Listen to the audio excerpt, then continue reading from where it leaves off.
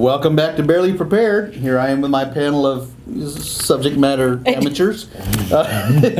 We have a story today out of West Virginia. A man is in jail after authorities say he foiled his own robbery by accidentally pepper spraying himself. Sounds like our house. The Register Herald reports that 43-year-old Michael Kevin Meadows of Shady Spring was arrested Wednesday for attempted robbery. He allegedly went into the pharmacy.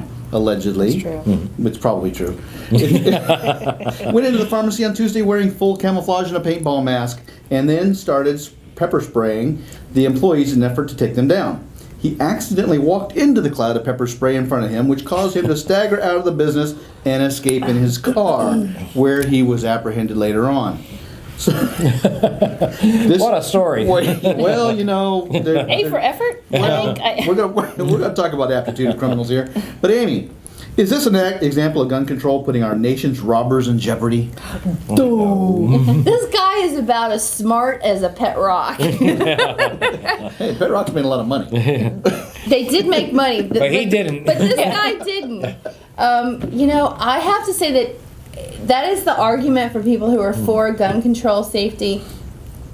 But criminals can get guns anytime they want if they're actual criminals. And I have a feeling this guy was just a guy walking down the street. He's like, oh, I have some pepper spray. Gee, I'd like to have some, I don't know, Michelob beer or something. So I'll go rob a store. And it just didn't turn out the way he planned. But that's what happens when you spend 30 seconds making a plan. Well, some of these criminals are just not on top of things here today. Joe, are you concerned about the decrease in the quality of our nation's hoodlums lately? I mean, what has happened? What has happened? What happened to John Dillinger, Bonnie and Clyde, all of these great, super good criminals that we've had in the past, that they can go into a bank, they could rob it without going blind. That's right. I don't think Al Capone went down in a hail of pepper spray. I know. It is just amazing to me how this is just a sign of the decline of the American civilization. Pretty much. And I would say, and I think that we have to do as much as possible to increase the quality of our burglars and robbers and other ne'er-do-wells, because if we don't, who's going to take our money? That's right. We cannot stand by and just hold on to these wads of money. Absolutely. And wait for some I know. I mean, it's falling out of my pocket, guys. Come and get it. The aptitude for us, for our criminals. Which leads me to my next question, Ms. Courtney. No. Should we make the robbery aptitude test more stringent? I'm curious what the standards are now. I mean, is it like you have to burgle something to go ahead and pass? Or do you just have to write, like, I would do this? I'm just thinking that there should actually be, kind of like at the gun range, you have a live fire test before you can get some sort of permit or license.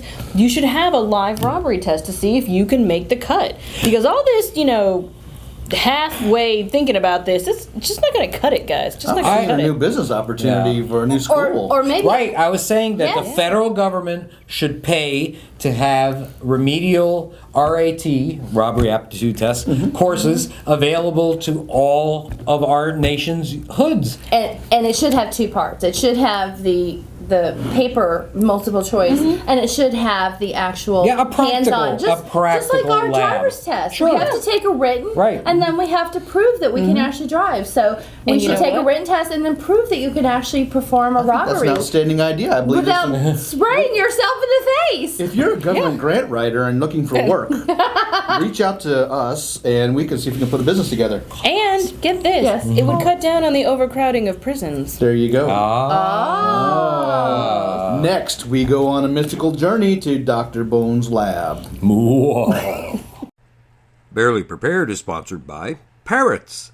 Parrots, those lovable squawk boxes that never fail to bring a smile to your face or tears to your eyes when they bite you. Get one for your home and prepare to hear it imitate your ex-girlfriend for the next 60 years. Available on Amazon.com or in the Amazon jungle. Hi, this is Charlie Hogwood with Personal Readiness Education Programs. We are your #1 source for all things related to group preparedness and survival. Our book, The Survival Group Handbook, is the only resource you'll need to learn how to plan, organize, and even lead a survival family or group, regardless of its size. If you are a family looking to prepare smarter, or you are trying to find others to help you in times of need, the Survival Group Handbook is for you. Also, check out our growing library of DVD and live courses. From convincing others to prepare to complete property defensive planning, we have a class for you. Hop on over to ReadyGoPrep.com to see all the great services and products we have to offer.